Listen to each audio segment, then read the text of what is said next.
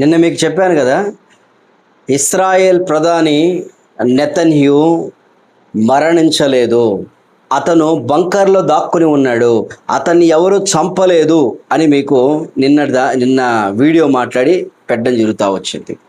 Short పీరియడ్లోనే నేను అలా మాట్లాడిన తర్వాత కొన్ని నిమిషాల తర్వాత ఒక వీడియో రిలీజ్ చేశారు. చూడండి, నెతన్యాహు చనిపోయాడు, మరణించాడు, నెతన్యాహును చంపేశాము అని ఇరాన్ ప్రజలు అంటూ ఉంటే, ఇరాన్ అధికారులు అంటూ ఉంటే, అతను బయటకు వచ్చి నేను చనిపోలేదు చెబుతున్న స్టేట్మెంట్ వినండి జాగ్రత్తగా. אני מת על קפה, אתה יודע מה? אני מת על העם שלי. איך הם מתנהגים, פנטסטי. నేను బతికే ఉన్నాను, నేను చావలేదురా, నన్ను ఎవరు చంపాడు? రిలీజ్ చేసిన తర్వాత ఏమి అక్కడ ఉంది అంటే, ఇస్రాయేల్ ప్రధాని చనిపోలేదు, ఉన్నాడు అని చెప్పడం జరుగుతూ వచ్చింది. కారణం ఏంటి? ఎలా? అసలు ఒకవైపేమో ఇరాన్ వాళ్ళేమో చంపేశాము, అయిపోయింది, క్లోజ్ అని అనేక వీడియోలు పెట్టి AI టెక్నాలజీ ఉపయోగించి 6 ఏళ్ళు ఉన్నాయని చెబుతూ మాట్లాడుతూ వచ్చారు.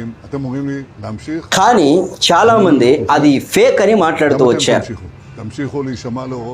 నెతన్యాహు గనక మరణిస్తే పరిస్థితులు ఎలా ఉంటాయా? ఉండవు. ఏదేమైనా నెతన్యాహు క్షేమంగానే ఉన్నాడనే సమాచారాన్ని మనము అందరికీ ప్రచురించే కొరకై దేవుడు సహాయం చేస్తా ఉన్నాడు. ఈ మాట విన్నాడు నెతన్యాహు. ఏమిన్నాడండి అంటే, నెతన్యాహు చనిపోయినట్టు, అతన్ని ఆ ప్రదేశం అతను అసలు చనిపోయినట్లుగా, అతని బిల్డింగ్ కూడా చనిపోయినట్టుగా వీడియోలు కూడా, ఫోటోలు కూడా రిలీజ్ చేశారు. వారి భార్య చనిపోయినట్టు, వారి అబ్బాయి చనిపోయినట్లు, అతను చనిపోయినట్టు, భయంకరమైన బుల్లెట్లు తనలోకి వెళ్ళిపోయినట్లు కూడా కల్పించి పెట్టారు. కానీ ఎంబటే బంకర్లో దాక్కుని ఒక స్థిరమైన మంచి బుల్లెట్ ప్రూఫ్ దాంట్లో దాక్కున్న అండర్ గ్రౌండ్, భూమికి చాలా లోతు, ఎన్నో అంతస్తులు, దాదాపుగా 5-6 అంతస్తుల కిందకి నెతన్యాహు లోపల వెళ్ళి లోపల దాక్కుని అక్కడ ఒక పెద్ద భవనం లాగా నిర్మించుకుంటారు. ఇజ్రాయెల్ ప్రజలు మామూలు వాళ్ళు కాదు, బంకర్స్ ఉంటాయి వాళ్ళకి, వెళ్ళే కొద్ది లోపలికి వెళ్తూ ఉంటారు. చాలా పెద్ద బాంబులు వచ్చి, నిక్షేపాలు వచ్చి, క్షిపణులు వచ్చి దాడి చేసినా అవి కొంత మాత్రమే వెళ్తాయి, భూమి సొరంగంలోకి వెళ్ళలేవు. కానీ కిందటి భాగాల్లో వారి ఆహారము మొత్తం సిద్ధపడి చేసి పెట్టుకున్నారు. వారికి దేవుడిచ్చిన జ్ఞానం వేరు కదా. కాబట్టి నెతన్యాహు అక్కడి నుంచి వీడియో రిలీజ్ చేశాడు.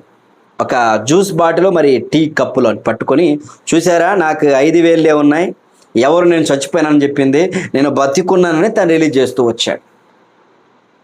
ఒకవేళ బెంజమిన్ నెతన్యాహు గనక చనిపోయి ఉంటే పరిస్థితులు చాలా ఘోరంగా ఉంటాయి, చాలా ఘోరంగా, ప్రపంచం అంతా తల్లకిందులైపోద్ది, అంత భయంకరం జరుగుతాయి. ఇజ్రాయెల్ దేశము చిన్న భాగమైన, ఇజ్రాయెల్ దేశం ఎంత ఉంటుంది? అది కేవలం అనంతపూర్ జిల్లా ఉందా, అనంతపూర్ అంత మాత్రమే ఉంటుంది ఇజ్రాయెల్ దేశం. అక్కడ ఆ ప్రదేశంలో వారికి అంత జ్ఞానం ఎక్కడి నుంచి వచ్చింది, ఆ తెలివి ఎక్కడి నుంచి వచ్చింది, వారికి అంత పటిమ ఎలా వచ్చింది? నోబెల్ ప్రైజులు వాళ్ళకే, టెక్నాలజీ వాళ్ళదంటే దేవుడు వారిని విడిచిపెట్టలే వారిని దేవుడు. ఇదంతా యుద్ధ వాతావరణం ఎందుకు జరుగుతుంది? కారణం ఏమిటి? యుద్ధం జరగడానికి కారణం ఏంటి? ఇంత భయంకరమైన ఇరాను, ఇస్రాయెల్ దేశం, America, India, north Korea, south Korea, China, Russia, అనేక దేశాలన్నీ ఏకమైపోయి యుద్ధం కొరకు ప్రయత్నం చేస్తున్నాయి. ఒకవైపు గ్యాస్ దొరక్క, పెట్రోల్ దొరక్క ఇబ్బంది పడుతున్నారంటే కారణం ఏమంటారు?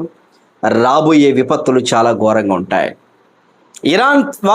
ఇరాన్లో ఉన్న ప్రజలు, ఇరాన్లో ఉన్న అధికార నాయకులు, ISIS తీవ్రవాద సంస్థ కలిగిన వ్యక్తులు చంపేశామనుకున్నారు, కానీ అతను బతికే ఉన్నాడు, చనిపోలే, అతను ఉన్నాడు. అయితే ఇంకొక సంతోషకరమైన విషయం, వార్త ఏమిటో తెలుసా? పెట్రోల్ డీజిల్ లేక బాధపడుతున్నాం కదా మనం. అయితే ఇరాన్ యొక్క ప్రజలు, ఇరాన్ అధికారులు, వారి మనస్సు మార్చబడి హర్ముజ్ అనే ఒక కాలువ లాంటి దాన్ని, హర్ముజ్ అనే నది లాంటి దాన్ని, ట్రయాంగిల్ దాన్ని, హర్ముజ్ జలసంధిని వారు ఓపెన్ చేస్తున్నారంట అందరికీ. గ్యాస్ వాడుకోవచ్చు, పెట్రోల్ వాడుకోవచ్చు, అనేకమైన వాడుకోవచ్చు అని ఓపెన్ చేస్తూ ఉన్నారు. ఎంత అద్భుతమైన కార్యాచరణ! దేవుడు ప్రార్థన వింటూ వచ్చాడు, జవాబిస్తూ వచ్చాడు, సహాయపడుతూ వచ్చాడు. అయితే 2 దేశాలకు మాత్రం మేము వదలమంటున్నారు. ఆ దేశాలు అమెరికా, ఇజ్రాయెల్ దేశం. మరి వదలకపోతే వారెట్లా అనుకుంటున్నారా? వాళ్ళ విధానం వేరు ఉంటుందండి.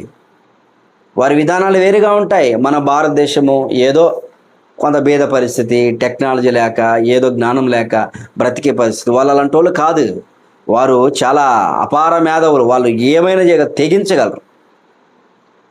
మన భారతదేశంలో ఉన్న కొంతమంది ముస్లింల దగ్గర వస్తువులు కొనకూడదు, ముస్లింలు పెట్టి తినకూడదు, వాళ్ళు చేసినవి చేయకూడదు, మన యొక్క దగ్గర వచ్చి వాళ్ళేందరూ అమ్మేది, వాళ్ళు ఏమైనా తినకూడదు, వాళ్ళని బహిష్కరిద్దాం అని చాలామంది మత ఉన్మాద బ్యాచ్లు తయారై మాట్లాడారు.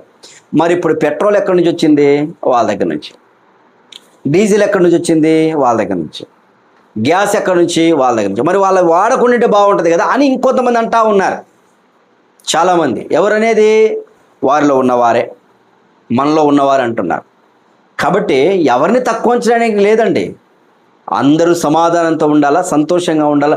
ఉద్దేశం కొరకే ప్రాకులాట, ప్రార్థన, దేవుని యొక్క సహాయం. కాబట్టి అర్థం చేసుకొని ఈ పరిస్థితులు, జరగబోయే పరిస్థితులు మనం అర్థం చేసుకొని వీటి గురించి ప్రార్థన చేయాలా. ఇశ్రాయేల్ దేశంలో నెతన్యు చనిపోలా ఉన్నాడు. ఎలా ఉంటుందంటే ఈ నెతన్యు కానీ, ఇజ్రాయెల్ టెక్నాలజీ, ఆ ఆర్మీ వ్యవస్థ పైనుంచి క్షిపణులు వస్తున్నాయని కానీ వాళ్ళ దగ్గర ఐరన్ డోమ్ ఉంటుంది ఒకటి. అది మొత్తం తిప్పేస్తుంది. ఎక్కడెక్కడ ఏమొస్తుందో ముందుగానే ఇది పసిగడుతుంది. సెన్సార్ మొత్తం కొట్టేస్తుంది. ఆ టెక్నాలజీ వేరు. అంత గొప్ప టెక్నాలజీ ఉంది. అందుకే జ్ఞానం అయిపోయింది వాళ్ళకి. దేవుడు ఎవరు తెలుసుకోలేకపోతూ ఉన్నారు. సృష్టికర్త ఎవరు ఎరగలేని పరిస్థితుల్లో వారు జీవిస్తూ ఉన్నారు. ఇలాంటి పరిస్థితుల్లో దేవుడు వారికి కావాలా? వారికి బైబిల్ కావాలి, వారికి యేసుప్రభువు కావాలా? వాళ్ళకి ఒకవేళ నెతన్యు గనక మరణించాడా? నెతన్యు గనక మరణిస్తే ఇంకొక వ్యక్తి పడతాడు, ఇంకొక అధికారి. అతను యుద్ధం చేస్తూ ఉంటాడు. ఈ యుద్ధాల వల్ల ప్రయోజనం లేదు. ప్రజలు మనశ్శాంతి కోల్పోయి శాంతి లేకుండా బాధపడుతున్నారు. కాబట్టి దాని గురించి మనం ప్రార్థన చేద్దాం. చూడండి, నెతన్యు చనిపోయాడు, మరణించాడు, నెతన్యును చంపేశాము అని ఇరాన్ ప్రజలు అంటూ ఉంటే, ఇరాన్ అధికారులు అంటూ ఉంటే, అతను బయటకు వచ్చి నేను చనిపోలేదు చెబుతున్న స్టేట్మెంట్ వినండి జాగ్రత్తగా.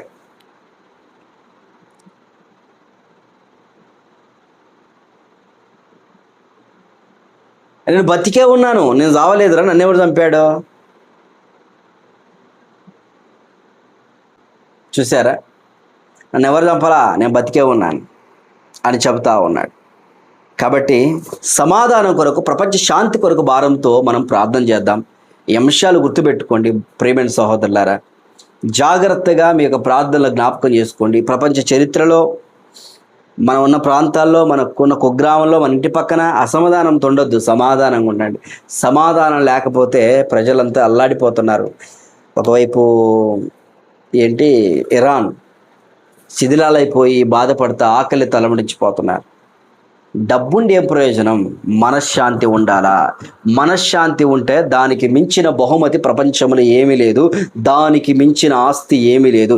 మనశ్శాంతికి ఉన్న ఆస్తి, మనశ్శాంతి వలన వచ్చే గొప్ప కార్యం ఏమి కూడా ఎవ్వరు కూడా ఇవ్వలేరు. నీకు గొప్ప ఆస్తి ఏమిటి అంటే మనశ్శాంతి, సమాధానము, సంతోషము, తృప్తే. అదే నీ ఆస్తి. ఇంకా అన్ని ఆస్తులు కూడబెట్టుకొని దాచిపెట్టుకొని పక్కన పెట్టుకున్నాని అని చెప్పి ఆ మనశ్శాంతి కోల్పోయి, మనశ్శాంతి అనే ఆస్తి లేకపోతే వృధా. మనశ్శాంతి అనే ఆస్తి ఉందా?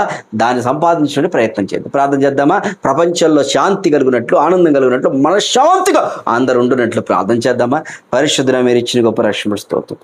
బ్రతిమలాడుతున్న కృప చూపించండి. మనశ్శాంతి దయచేయండి, అందరికీ సమాధానం దయచేయండి.